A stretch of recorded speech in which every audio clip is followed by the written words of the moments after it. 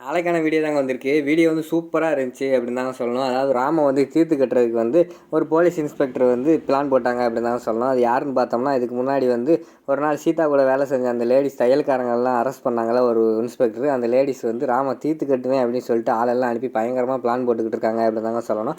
அதெல்லாம் பார்க்குறவங்க நம்ம சேனலை மட்டும் மறக்காமல் லைக் அண்ட் சப்ஸ்கிரைப் மட்டும் பண்ணிடுங்க. ஃபஸ்ட்டு எடுத்து குடுகுடுப்புக்காரன் வந்து பேசுகிற மாதிரி தான் காட்டிக்கிட்டு இருக்காங்க. அம்மா நான் சொல்கிறதெல்லாம் உண்மை, ஜக்கம்மா வந்து பொய் சொல்லாது, இந்த வீட்டுக்கு வந்து பயங்கரமான ஆபத்து இருக்குது, அது மட்டும் இல்லாமல் தலைப்பிள்ளைக்கு தான் ஆபத்து அப்படிங்கிற மாதிரி வந்து அந்த குடுகுடுப்புக்காரன் சொல்கிற மாதிரி காட்டிக்கிட்டு இருக்காங்க.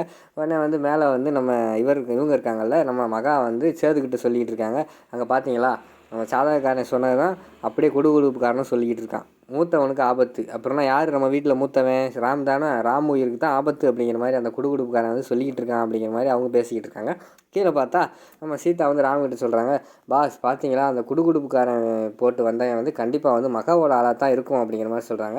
ஏன் அப்படி சொல்கிற அப்படிங்கிற மாதிரி வந்து நம்ம ராம் வந்து கேட்காங்க. இல்லை, ராம் சொன்னதை அந்த மகா சொன்னதை வந்து அப்படியே சொல்கிறாங்க பார்த்தீங்களா, இதுலேருந்து என்ன தெரியுது, அவங்க தான் ஆள் வச்சு கூப்பிட்டு வந்திருக்காங்க பாஸ் அப்படிங்கிற மாதிரி சொல்லிகிட்டு இருக்காங்க. இப்போ என்ன உனக்கு சந்தேகமாக இருக்கா, விறுவிறுன்னு போய் அவளை வந்து அந்த குடுகுடுப்புக்காரனை வந்து நான் பிடிச்சி கேட்கணும், அவ்வளோதானே, இப்போ பாரு அவனை போய் பிடிச்சி கேட்குறேன் அப்படின்னு சொல்லிட்டு உடனே வந்து சொல்கிறாங்க. விறுவிறுன்னு அந்த குடுகுடுப்புக்காரனே நில்றாங்க, வாடா அப்படிங்கிற மாதிரி வந்து ராம் விரட்ட ஆரம்பிச்சிடுறாங்க.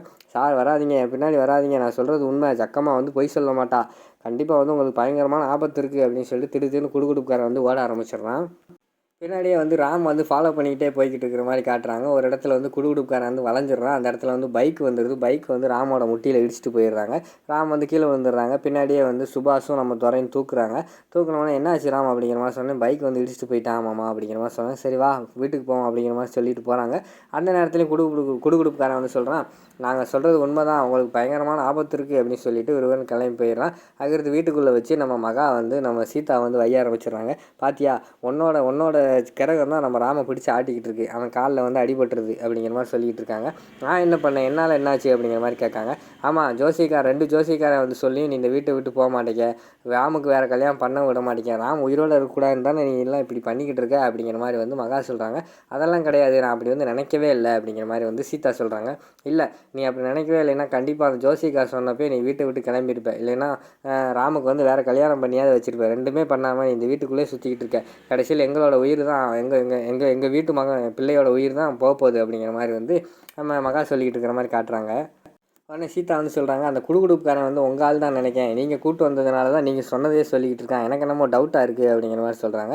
உடனே என்னமோ பெரிய யோக்கிய மாதிரி நீ பேசிக்கிட்டு இருக்காத அப்படிங்கிற மாதிரி மகா வந்து சீதாவை திட்டிடுறாங்க. உடனே சீதா வந்து சொல்கிறாங்க, யார் யோக்கிய மாதிரி நடிச்சா, நீங்கள் தான் யோக்கியம் இல்லாமல் அந்த வீட்டில் பல வேலை பார்த்துருக்கீங்க, இந்த வீட்டில் இந்த தீயை வச்சு எரிச்சிருக்கீங்க, நீங்கள் வந்து இறந்ததாக பண்ணியிருக்கீங்க, ஆள் மாறாட்டம் பண்ணியிருக்கீங்க, என்னமோ நீங்கள் யோக்கிய மாதிரி பேசாதீங்க அப்படிங்கிற மாதிரி சீதா சொல்லிடுறாங்க. என்ன நான் எனக்காகவே நான் எல்லாமே பண்ண மாதிரி நீ சொல்லிக்கிட்டு இருக்க, நான் யாருக்காக பண்ணேன், இந்த குடும்பத்துக்காக பண்ணேன், இப்போ கூட நான் வந்து உன்னை பிரிக்கிறது யாருக்காக, ராமுக்காக தான், எனக்காக நான் எந்த ஒரு செயலும் நான் பண்ணலை அப்படிங்கிற மாதிரி வந்து மகா சொல்லிக்கிட்டு இருக்கிற மாதிரி காட்டுறாங்க. என்னமோ பண்ணு, உனக்கு வந்து ராம் வந்து உயிரோடு இருக்கக்கூடாது, அதான் உன் ஆசை, கண்டிப்பாக நிறைவேறும் அப்படின்னு சொல்லிட்டு அந்த இடத்த விட்டு வந்து மகா கிளம்பிடுறாங்க. அதுக்கடுத்து வந்து நம்ம ராம் வந்து சொல்கிறாரு, சீதா அழுகா சீதா, எனக்கு வந்து இந்த ஜாதகத்தில் வந்து எந்த விதமான நம்பிக்கையும் கிடையாது, அதனால் வீடு ஒன்றும் இது தெரியாமல் பைக்காரை இடிச்சிட்டான், அதில் என்னாச்சு அப்படிங்கிற மாதிரி சொல்லிக்கிட்டு இருக்காங்க ராமு.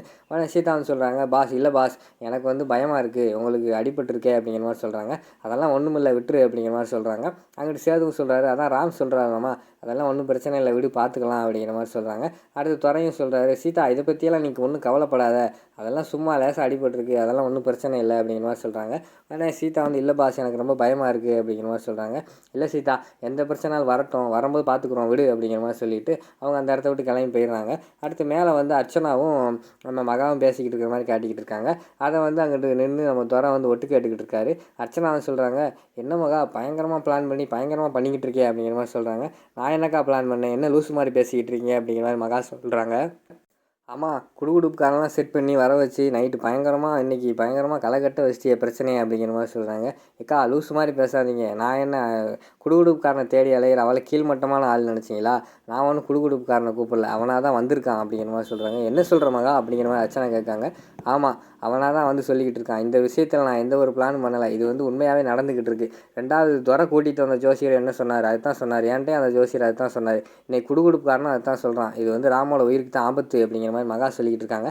இதெல்லாம் அந்த பக்கத்தில் வந்து துறை நின்று கேட்டுக்கிட்டு இருக்காங்க. ஆமாம், ஒருவேளை நம்ம கூட்டு வந்த ஜோசியரும் அதை தான் சொன்னார், ஒருவேளை உண்மையாகவே மகா சொல்கிறது உண்மை தான் போலயே அப்படின்னு சொல்லிட்டு அவங்க அந்த இடத்த விட்டு நினச்சிட்டு அப்படியே போகிறாங்க. அடுத்த சீனில் வந்து நம்ம ராம் வந்து ஒரு இன்ஸ்பெக்டர் வந்து டிஸ்மிஸ் பண்ணாங்கல்ல, அதாவது சீதா கூட வேலை பார்த்த அந்த தையல்காரங்களாம் அரெஸ்ட் பண்ணாங்கல்ல, ஒரு லேடிஸ் இன்ஸ்பெக்டர் காசு வாங்கிட்டு அவங்க வந்து ஒரு கன்னோட உட்காந்துக்கிட்டு இருக்கிற மாதிரி காட்டிகிட்டு இருக்காங்க. அங்கிட்ட வந்து அவங்க ஹஸ்பண்ட் வந்து சொல்கிறாங்க, நான் வேலைக்கு போகிறேன் அப்படிங்கிற மாதிரி சொல்கிறாங்க. அதை கவனிக்காமல் கண்ணையே பார்த்துக்கிட்டு இருக்காங்க. இங்கே பாரு, நீ தேவையில்லாமல் அந்த கண்ணோட வச்சுக்கிட்டு தான் இவ்வளோ பிரச்சனை பண்ணிக்கிட்டு இருக்க, அந்த கண்ணை கொடு அப்படிங்கிற மாதிரி சொல்கிறாங்க. இல்லை, இந்த கண்ணை பார்க்கும்போது பூரா எனக்கு வந்து அந்த ராம் ஐபிஎஸ் ஞாபகம் தான் வருது, அவனை வந்து தீர்த்து கட்டாமல் நான் விட மாட்டேன், அதுக்கு தான் பிளான் போட்டிருக்கேன் அப்படிங்கிற மாதிரி சொல்கிறாங்க. இங்கே பாரு, தேவையில்லாத வேலையை தான் பண்ணிக்கிட்டு இருக்காது அப்படின்னு அவங்க ஹஸ்பண்ட் சொல்கிறாங்க. நீங்கள் அதை பற்றி பேசாதீங்க, நீங்கள் வேலை கிளம்புங்க அப்படின்னு சொல்லி அனுப்பி வச்சிடுறாங்க. அவர் வந்து என்னமோ பண்ணு அப்படின்னு சொல்லிட்டு போயிடுறாங்க. அதுக்கடுத்து 2 ரவுடிகளை கூப்பிட்டு எங்கடா இருக்கீங்க, நான் சொன்னது என்னாச்சு அப்படிங்கிற மாதிரி சொல்லிக்கிட்டு இருக்காங்க. மேடம், எல்லா ஆளுமே பக்காவாக பிளான் பண்ணிட்டாங்க, ராம் எங்கெங்கே போவான் எங்கெங்கே வருவான் எல்லா இடத்துலையும் ஆள் போட்டாச்சு, சீக்கிரமாக முடிச்சிருவோம் அப்படிங்கிற மாதிரி சொல்கிறாங்க. சரி, ஃபோன் போட்டு சொல்லு அப்படிங்கிற மாதிரி சொன்னோன்னே அவர் ஃபோன் போட்டு அங்கே ராம் வீட்டுக்கு வெளியிலேயே ஒரு பிச்சைக்கார வேஷம் போட்டு ஒருத்தர் இருக்கான், அவன் வந்து ஃபோன் போட்டு சொல்லிடுறான், ராம் வந்து கிளம்ப போகிறாரு, இந்த நேரத்தில் முடிச்சிருவோம் அப்படிங்கிற மாதிரி சொல்கிறாங்க. சரின்னு சொல்லிட்டு அந்த ரவுடிகளும் கிளம்புறாங்க. ராமும் சீதா 2 பேரும் பைக்கில் வர்ற மாதிரி காட்டுறாங்க. அந்த ரவுடிங்க வந்து இவங்க 2 பேர்த்த வந்து தீர்த்து கட்டுறதுக்கு அங்கிட்டு ரோட்டில் நின்றுக்கிட்டு இருக்கிற மாதிரி காட்டுறாங்க. அதோட பார்த்தீங்கன்னா இந்த எபிசோடை வந்து முடிச்சிடுறாங்க.